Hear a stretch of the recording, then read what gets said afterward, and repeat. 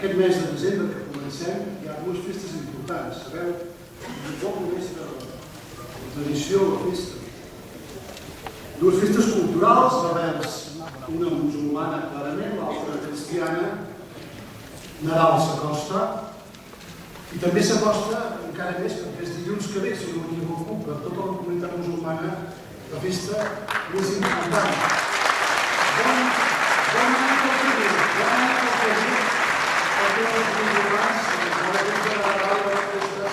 per tothom, per tots nosaltres, per vosaltres també, perquè és festa comuna.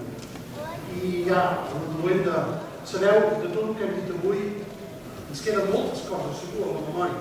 És un acte, crec que hi pensarem durant molt temps. La llengua, la ciutadania, són signes d'identitat. Però n'hi ha dos que són en l'àmbit segurament més simbòlic, que és la nostra, la vostra també. I és l'himne nacional. Jo estic convençut. Ara cantarem els segadors. Segur que us hem repartit en sembla la lletra. Segurament no la coneixeu molts de vosaltres, però us hem repartit la lletra perquè també doncs comenceu a fer pràctiques. Teniu el vostre himne nacional, que l'estimeu. Teniu la vostra llengua materna, que l'estimeu. Teniu la vostra bandera del vostre país d'origen, que l'estimeu. A partir d'ara, que sou dels catalans, tenim el català, que l'estimem. Tenim la nostra bandera, que és vostra, que l'estimem.